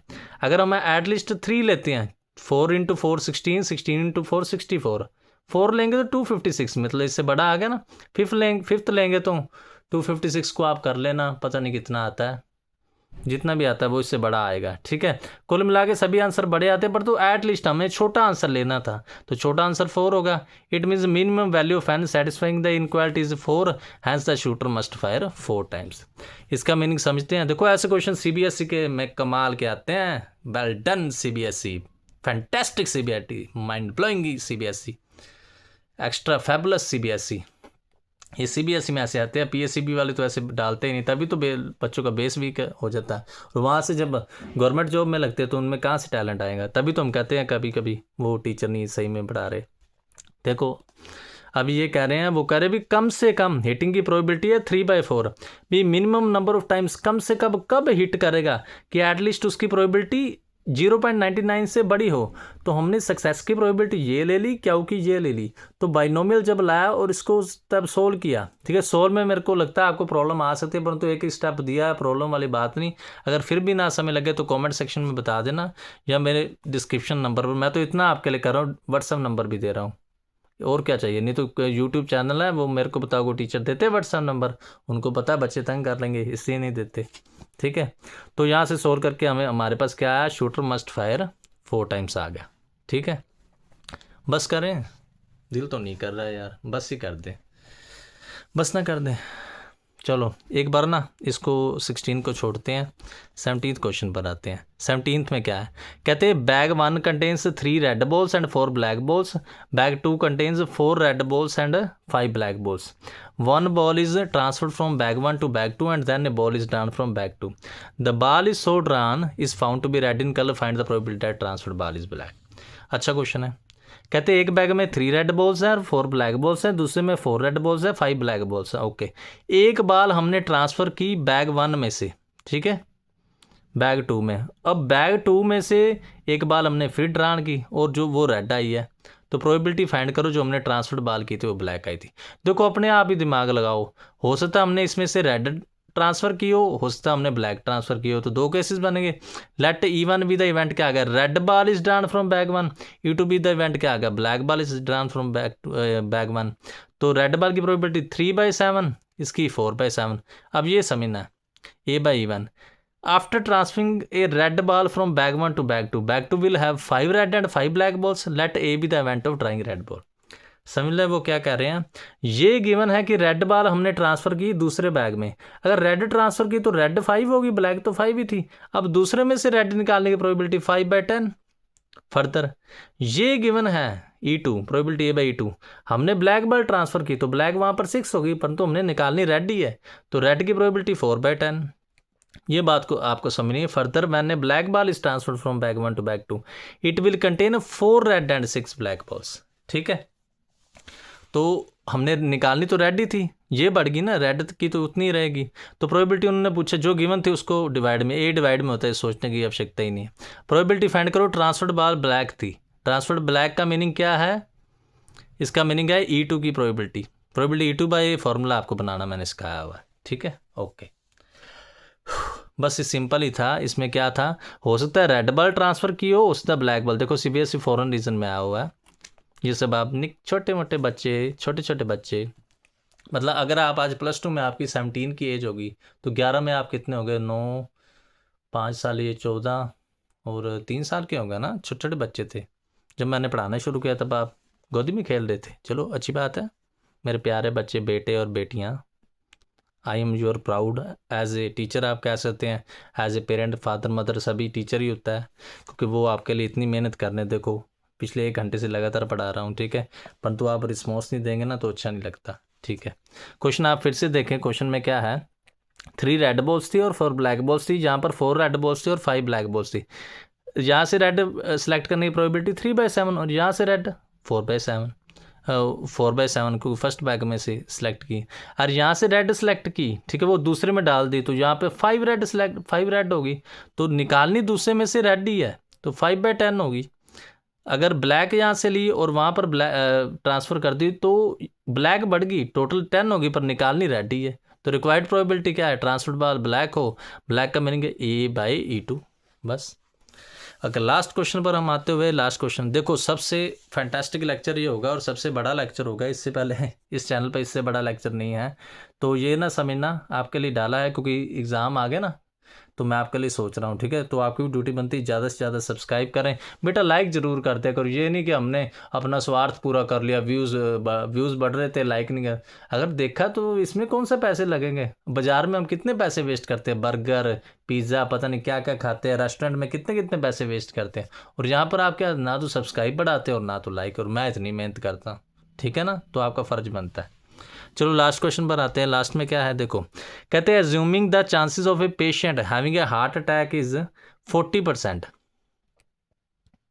ठीक है, ये करना है कि सुबह कर लें, इसको फिर से देख लेते हैं। 40% में से 12 कर ही लेते हैं यार, उसके बाद सुबह ना वेक्टर का स्टार्ट करेंगे। क्वेश्चन क्या है, कहते हैं एक पेशेंट है, assuming the chances of patient having heart attack is 40%, assuming that a meditation and yoga course reduce the risk of heart attack by 30% and prescription of certain drugs and reduces its chance by 25%।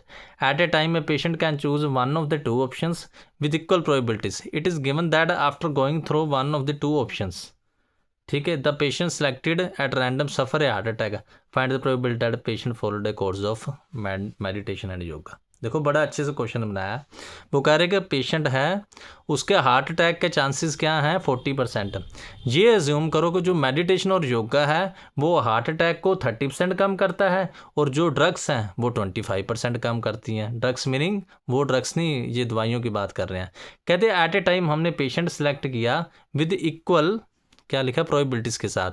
ये given है, इन दोनों में से उसने एक option को select किया, चाहे तो उसने योगा किया चाहे तो उसने ड्रग लिए हैं, दोनों काम इकट्ठे नहीं किए। तो पेशेंट जो हमने सेलेक्ट किया उसको हार्ट अटैक आ गया। ठीक है, प्रोबेबिलिटी फाइंड करो कि उसने मेडिटेशन और योगा किया था। चलो आ जाते हैं, ध्यान से देखो क्वेश्चन में क्या है। थोड़ा सा इसको हम जूम करके लिख लेते हैं, थोड़ा सा इसको बड़ा कर लेते हैं यार, इसको इधर कर लो, इसको थोड़ा सा हम बड़ा कर लेते हैं। आता है तो स्क्रीन में आना डिफ़िकल्ट हो जाता है यार। ऐसे कर लेते हैं, चलो ये ऐसे कर लेते हैं। हाँ ध्यान से देखो क्या कहते हैं, let E1 E2 and AB event आ गए। E1 क्या है, treatment of heart attack with yoga and meditation. E2 क्या है, treatment of heart attack with certain drugs. देखो दोनों की ट्रीटमेंट की प्रोबेबिलिटी 1/2 हो गई क्योंकि इक्वल है। ये समझना है person getting heart attack A/E1, इसको ध्यान से समझना है, ठीक है। ये गिवन है कि हमने ड्रग्स ली थी, प्रोबेबिलिटी फाइंड करोगे उसको अटैक आ गया, ठीक है। देखो ड्रग्स की प्रोबेबिलिटी, ये बेटा समझने वाला क्वेश्चन है। उनने कहा जो 40% है ना हार्ट अटैक आने की प्रोबेबिलिटी है, ठीक है। और जो ड्रग्स के कारण prescription that certain drugs reduce, जो 40% प्रोबेबिलिटी हार्ट अटैक आने की है, ड्रग के कारण रिड्यूस होने की कितनी, 25%। समझ गए ना। तो इस क्वेश्चन को आपको ध्यान से समझना। ये क्या है भी, ये गिवन है कि उसने योगा एंड मेडिटेशन को फॉलो किया था, प्रोबेबिलिटी फाइंड करो कि उसको हार्ट अटैक आ गया। फिर से हम क्वेश्चन पढ़ते हैं, उसको हार्ट अटैक योगा और मेडिटेशन जो रिड्यूस करता है उसका रिस्क कितना है, 30%, ठीक है। तो उसको हार्ट अटैक आने की प्रोबेबिलिटी कितनी है, 40%, ठीक है। तो हम क्यों क्या करेंगे, जो 40% प्रोबेबिलिटी है जो रिड्यूस करता है उसको बीच में माइनस कर देंगे। समझ गए ना। 40% में से उसका 30% हम माइनस कर देंगे। उनने कहा ना, आप फिर से ध्यान से पढ़ो, क्वेश्चन पढ़ने वाला बच्चे गलत कर देते हैं, टीचर भी बहुत मैक्सिमम टीचर इस क्वेश्चन को गलत कराते हैं। ध्यान से पढ़ो क्वेश्चन क्या है, 40% उसके चांस हैं, 40% चांस क्या है हार्ट अटैक आने के। तो जो मेडिटेशन और योगा है ना वो 30% कम करता है। हम क्या यहाँ पर सोच रहे हैं कि प्रोबेबिलिटी ये गिवन है कि उसने मेडिटेशन और योगा को फॉलो किया था, प्रोबेबिलिटी फाइंड करो उसको हार्ट अटैक आ गया। तो जो 40% अटैक के केसेस हैं उसमें से रिड्यूस वाले तो माइनस करेंगे ना, तो इसको आप सोल्व कर लेंगे, 28% आ जाएगा। E2 का क्या मीनिंग है, ये गिवन है कि उसने ड्रग्स को फॉलो किया था, सर्टेन ड्रग्स, यही था E2 का केस। फिर भी देख लेते हैं E2 का केस क्या था। E2 का मीनिंग था सर्टेन ड्रग्स, प्रोबेबिलिटी फाइंड करो कि उसको फिर भी अटैक आ गया। ड्रग्स में रिड्यूसिंग क्या थी, फिर हम पढ़ लेते हैं।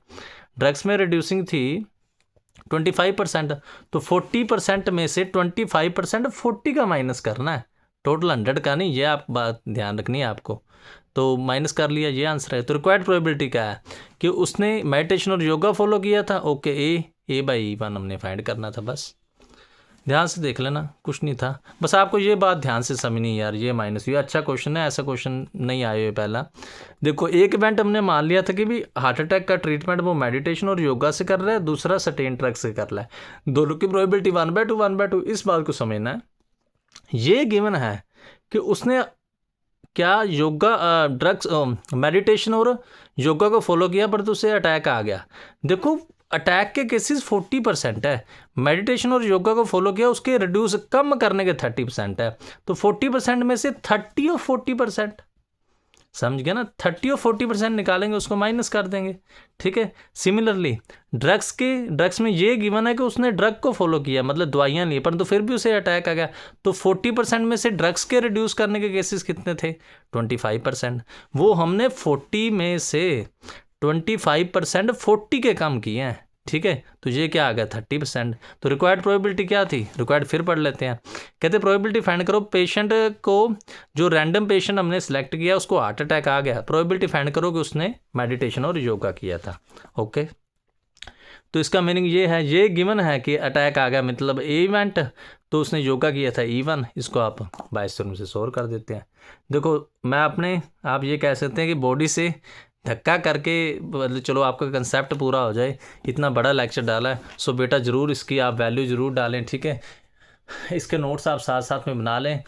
फिर इसके बाद जो न्यू लेक्चर आएगा उसमें हम फैंटास्टिक वेक्टर अलजेब्रा की लेक्चर सीरीज स्टार्ट करेंगे। तो इस चैनल को ज़्यादा से ज़्यादा लाइक करें, शेयर करें एंड सब्सक्राइब करें। मेरी मेहनत का ज़रूर वैल्यू डालें, ठीक है। थैंक्स।